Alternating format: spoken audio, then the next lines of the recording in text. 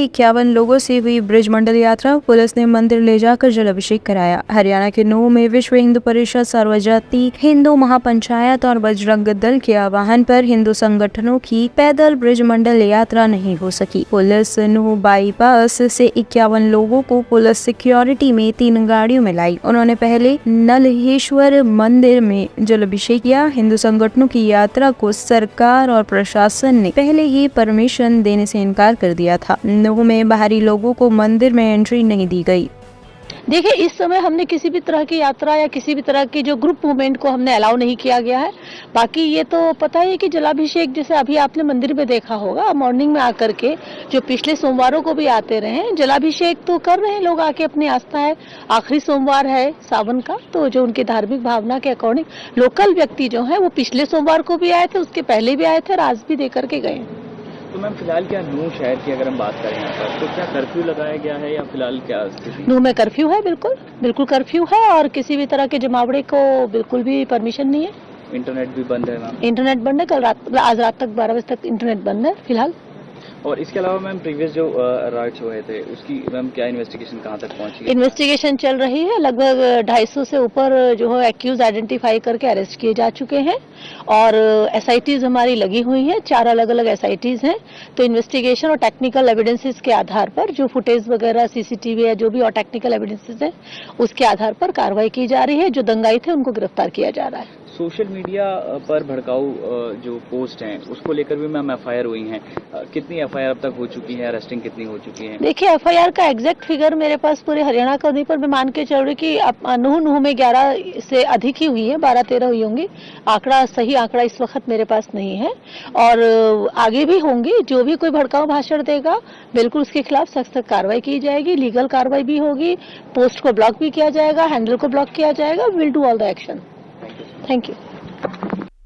नीतीश का India convener बनाने से इनकार। बोले, मैं कुछ बनाना नहीं चाहता, बस सभी को एकजुट करना है। बिहार के मुख्यमंत्री नीतीश कुमार का इंडिया गठबंधन का कन्वीनर बनने से इनकार कर दिया है। उन्होंने कहा है कि मैं कुछ भी बनना नहीं चाहता हूँ। ये बात मैं आपको बार बार कहता आया हूँ। मेरी ऐसी कोई इच्छा नहीं है, मैं बस सभी को एकजुट करना चाहता हूँ। मुख्यमंत्री नीतीश कुमार डिप्टी सीएम तेजस्वी यादव के साथ आज श्री कृष्ण मेमोरियल हॉल पहुँचे थे। विपक्षी दलों के गठबंधन इंडिया की तीसरी बैठक मुंबई में 31 अगस्त को और 1 सितंबर को होगी। इस बैठक में गठबंधन के संयोजक की घोषणा होनी है। शुरुआत से ही इस बात की चर्चा है कि नीतीश कुमार को संयोजक बनाया जाएगा। कुछ नहीं बनना है, हम तो आपको बराबर कह रहे हैं, वो दूसरे लोगों को बनाया जाएगा। हमारी कोई इच्छा नहीं, हम तो सबको एकजुट करना चाहते हैं और सब मिल करके करें। हमको कुछ व्यक्तिगत नहीं चाहिए,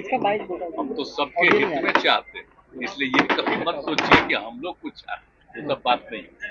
हम लोग तो सबको एकजुट कर रहे हैं। एक सवाल है, बीजेपी का अध्यक्ष बनाया है कि देश की आजादी जो 1947 में हुई उसे वो नहीं मानते हैं।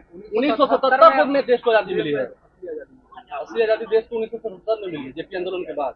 ये बोल रहे हैं, 1947 में आजादी मिली थी, वो नहीं मानते हैं।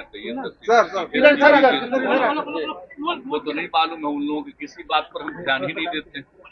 अब आजादी कब हुआ ही मालूम नहीं है। आज जिसको आजादी की बात के बारे में मालूम नहीं है, इसका मतलब वो कितना इलीगल। इसे छोड़िए ना उन सब चीजों का।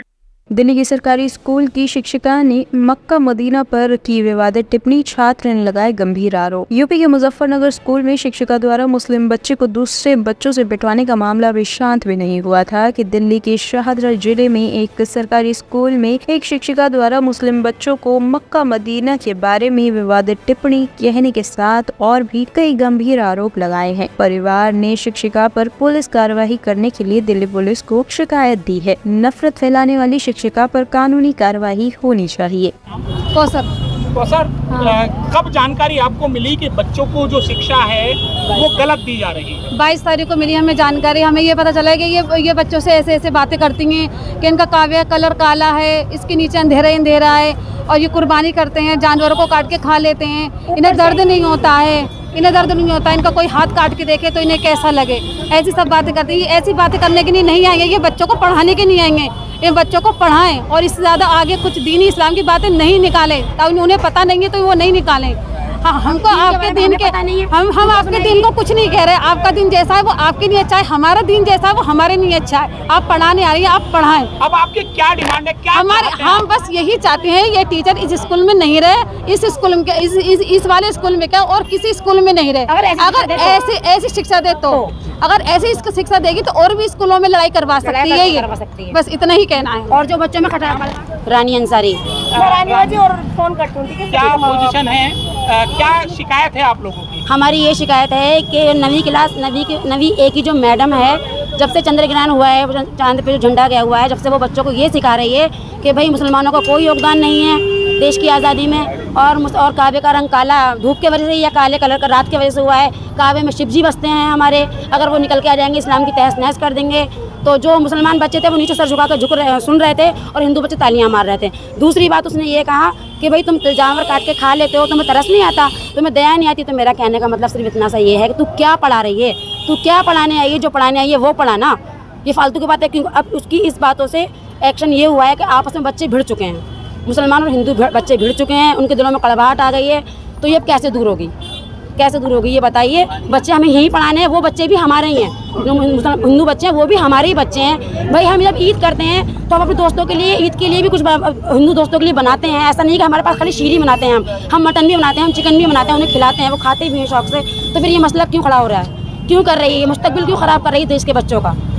इसके अंदर ये बहुत इसको ये हमें नहीं चाहिए, ये मैडम हमें नहीं चाहिए जी। ये इससे पहले ये 22 तारीख से, जब से ये बकरीद हुई है, 22 तारीख से चंद्रग्रहण जब से हुआ है। ब्यूरो रिपोर्ट टीम तफ्तीश न्यूज़।